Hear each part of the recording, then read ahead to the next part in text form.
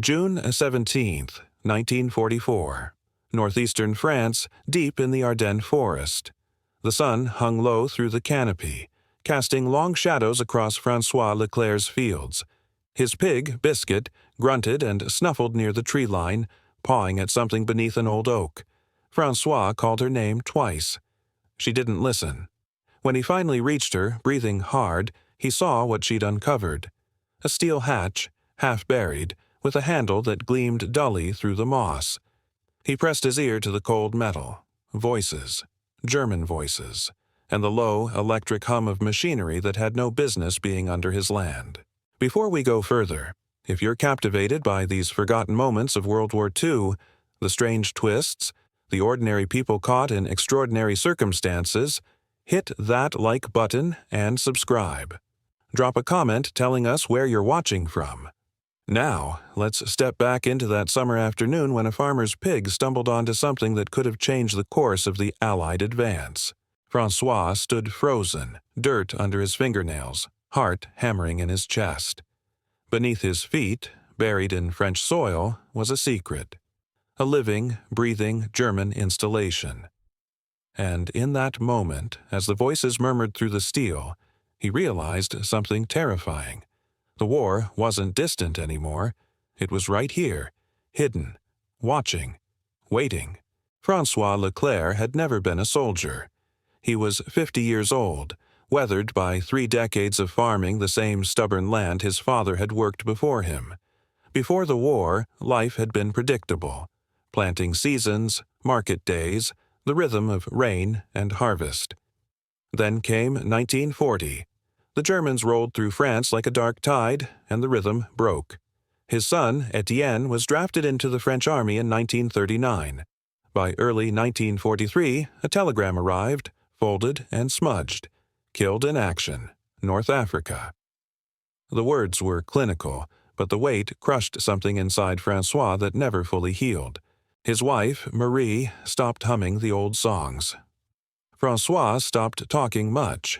The only light left in their lives was Biscuit, a pig Etienne had raised from a piglet, white as snow, stubborn and loyal. She wandered the property freely, a living memory of their boy. François fed her scraps, let her root wherever she pleased. In some unspoken way, keeping her alive felt like keeping a piece of Etienne alive, too.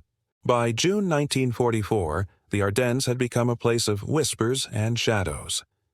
Nazi patrols passed through sporadically, their trucks rumbling along dirt roads with headlights off. No one asked questions. No one dared. François had learned to read the signs. Fresh tire tracks, cigarette butts near the forest edge, the distant growl of engines in the night.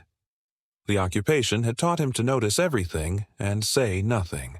10 miles west, near the town of Bastogne, elements of the U.S. 90th Infantry Division were setting up forward observation posts. Among them was Staff Sergeant Samuel Hawthorne, a 24-year-old from Vermont who'd traded a sawmill job and dreams of teaching for a rifle and a rucksack. Sam had seen more death in 6 months than most men see in a lifetime. He was quiet, methodical, the kind of soldier who wrote letters he never mailed because the words felt too heavy to send home. Sam's unit had been tasked with reconnaissance and liaison work with the French resistance. Their mission wasn't just combat, it was intelligence gathering.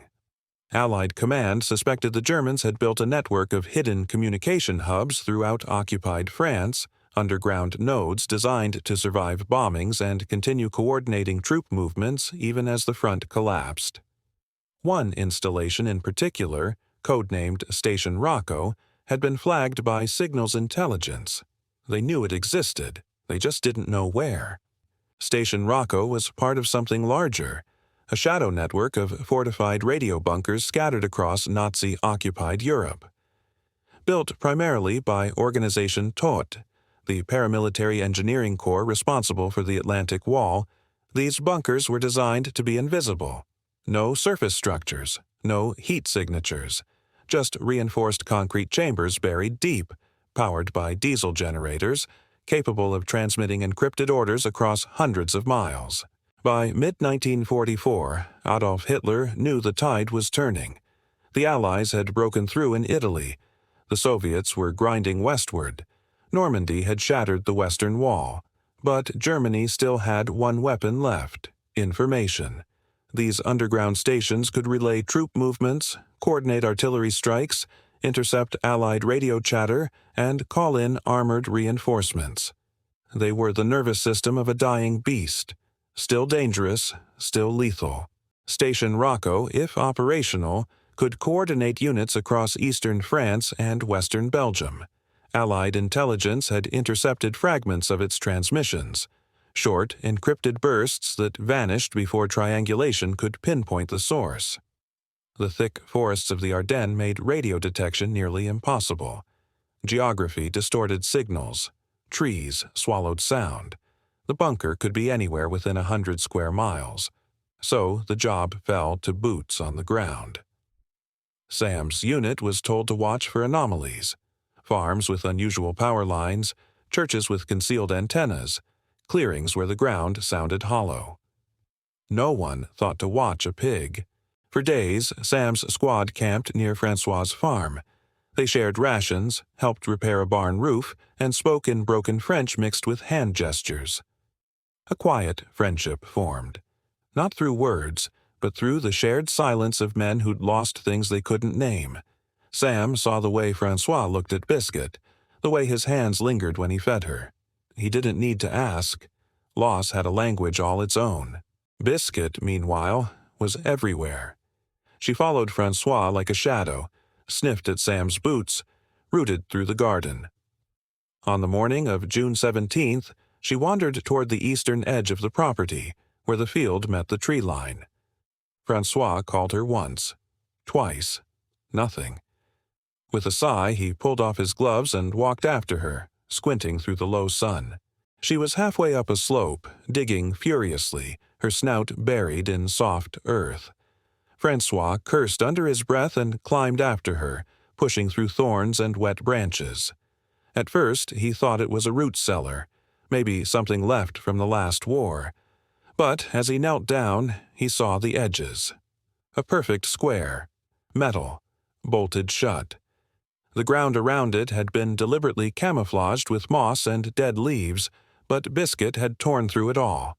Francois scraped away more dirt with his bare hands. His fingers found a rusted handle.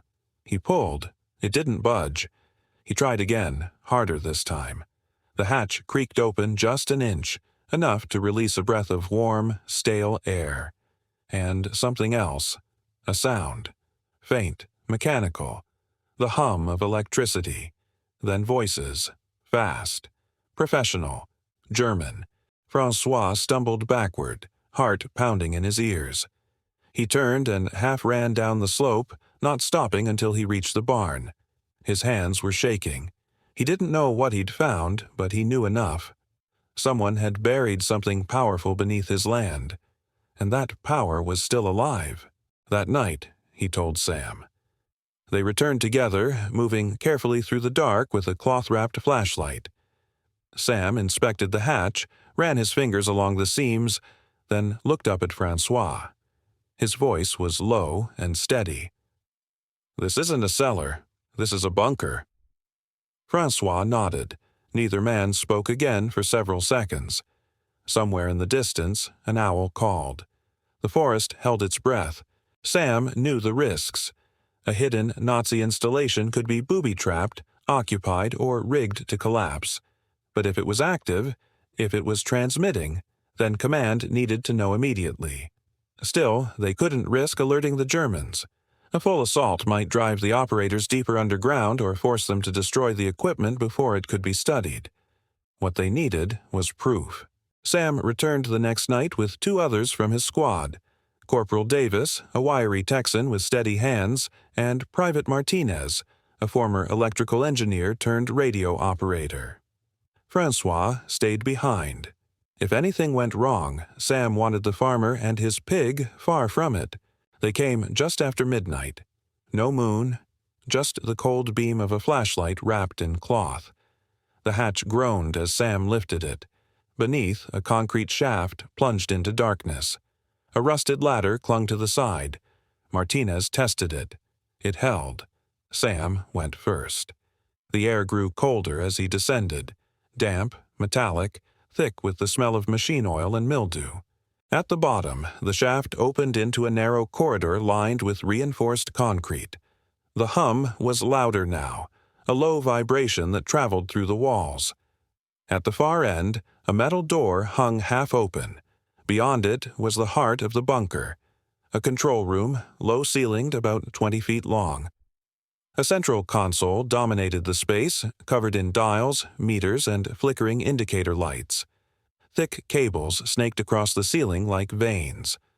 On one table sat a frequency log, filled with tight German script.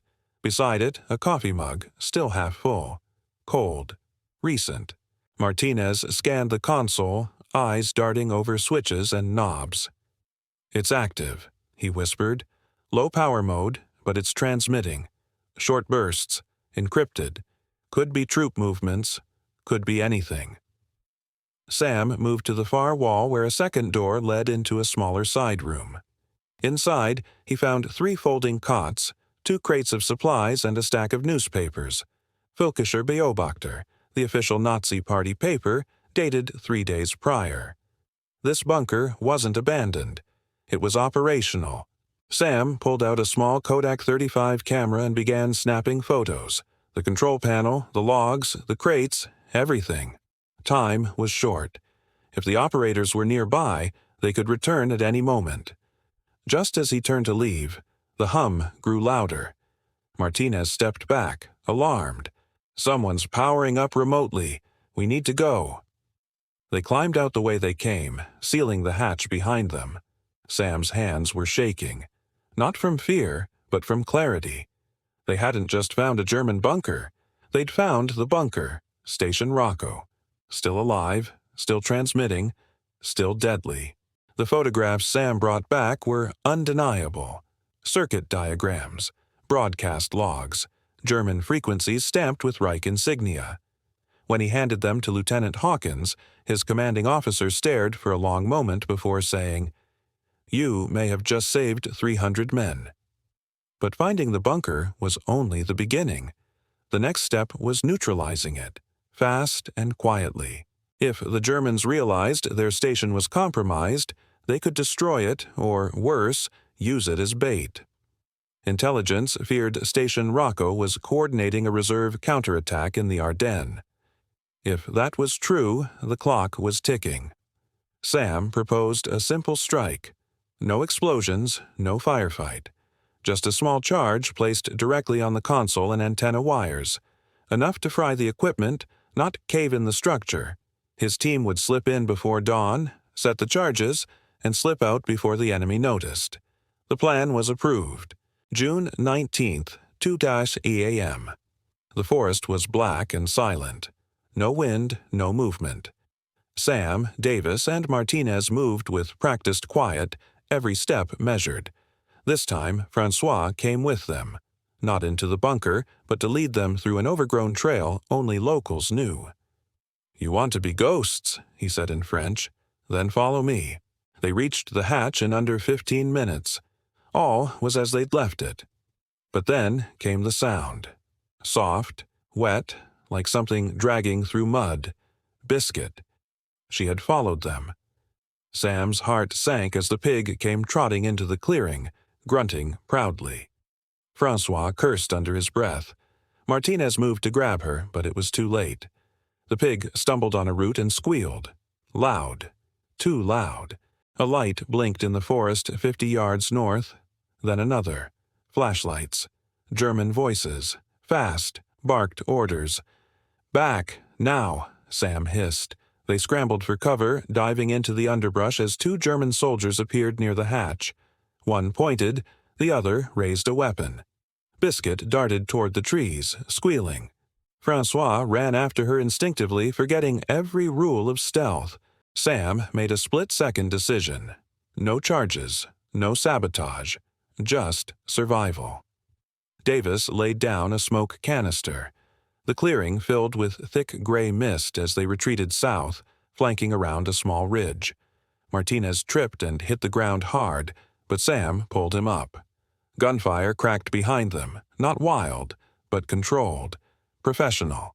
By the time they reached the fallback point, Francois had Biscuit in his arms, covered in dirt and shaking. Sam checked everyone. No major wounds, but they'd lost the element of surprise. The Germans now knew someone had found the bunker, even if they didn't know who. The mission had failed. And worse, they couldn't try the same trick twice. Failure can do one of two things in war: break you or make you sharper. Sam Hawthorne chose the latter. Back at the Allied outpost, Lieutenant Hawkins wasn't pleased about the failed sabotage, but Sam explained everything. The enemy was alerted, yes, but they'd also shown their hand. Their response was fast, but not overwhelming. A two-man patrol, no backup, no gunfire until after visual contact. That meant one thing: the Germans still didn't know who was probing them or how much was known. "They're rattled," Sam said, "but not ready to abandon the bunker. That's our opening." He proposed a different plan. No stealth, no explosives. A trap. Sam theorized the bunker operators would now be under orders to stay alert, but stay put. The equipment was too valuable to destroy unless absolutely necessary. More likely, they'd tighten their perimeter and assume whoever had been there was local resistance. Poorly trained, lightly armed, unlikely to return soon. Sam wanted to use that assumption against them. The plan was simple. Stage a false retreat. Make it look like the Americans had pulled out. Leave visible tracks away from the bunker. Feed false rumors through local resistance channels about Allied movements shifting north. Then wait. While the Germans let their guard down, Sam's team would reapproach from the opposite side, the eastern ridge, which Francois knew had a hidden access trail used before the war for logging. From there, they could enter the bunker from a ventilation shaft Martinez had spotted during their first visit, one that connected directly to the radio room. For 2 days, they set the stage. The Americans pulled back from Bastogne in full view of local informants. Francois and other resistance members let certain ears overhear misleading conversations in cafes. That the Americans had moved on. That the forest was being abandoned as a low-priority zone. All of it scripted. Meanwhile, Sam and Davis scouted the approach trail, cleared brush, and tested the shaft. Martinez prepped a portable jamming device that would temporarily disable outbound transmissions, enough to create chaos, but not suspicion. Night of June 21st. Fog rolled in. Perfect cover. Sam checked his watch. 0300 hours. He gave the nod. They moved through the woods. No lights, no noise, just breath, boots, and heartbeat. Francois led them to the shaft. Martinez opened the grate. It groaned, but not loud. They dropped in one by one, sliding down into the cold. Sam drew his sidearm. "No shots unless necessary," he whispered. "We want this place working when we take it." 50 feet ahead through the shaft's junction was a grated panel. Behind it, the radio room. They could see flickers of red light, hear the static of transmissions. 2 operators in uniform, heads down, focused on dials. They hadn't heard a thing. Sam gave the signal. Davis slid open the vent panel with slow, deliberate force. No creak, no alarm. Martinez placed the jamming device on the floor of the shaft and activated it with a twist. A faint pulse emitted, rippling through the metal walls. Inside the room, the radios crackled, then stuttered.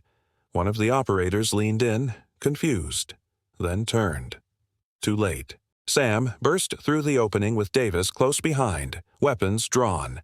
"Hände hoch, don't move." The 2 Germans froze. One reached for a sidearm. Davis fired. One shot, center mass. The man crumpled without a sound. The second dropped his hands wide-eyed. Sam stepped forward. "English? French?" The man nodded. "French. A little." "Good," Sam said. "Then you know exactly how screwed you are." Within seconds, they had the survivor zip-tied and seated. Martinez disabled the main broadcast console and removed the radio logs. What they saw chilled them. Troop movement orders. Not just for France, but for reserve units in Belgium. Coordinates, dates, unit names. One order scheduled for June 23rd read, "Reinforce Eastern Front. Hold position. Counteroffensive authorized." This wasn't just a radio post. It was a command node. Outside, Francois was guiding a second team from the resistance. 5 fighters with Sten guns and grenades. They sealed the main hatch and covered the clearing. There were signs of German activity nearby. Tire tracks, cigarette butts, but no immediate backup. The operators had been alone, or so they thought. So, Sam didn't ask for praise, and none came. The mission stayed buried like the bunker itself.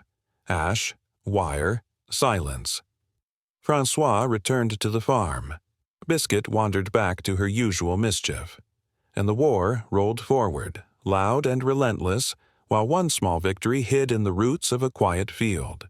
Sam stayed 3 weeks longer, watching the woods and learning the rhythm of a life not built for war. He finally asked Francois why he kept the pig. The farmer spoke softly of his son, Etienne, taken in North Africa, who once tucked Biscuit in his coat like a secret hope. Sam looked at the pig, now snoring peacefully, and understood. She wasn't just a farm animal. She was memory, survival, the proof that not everything beautiful dies in war.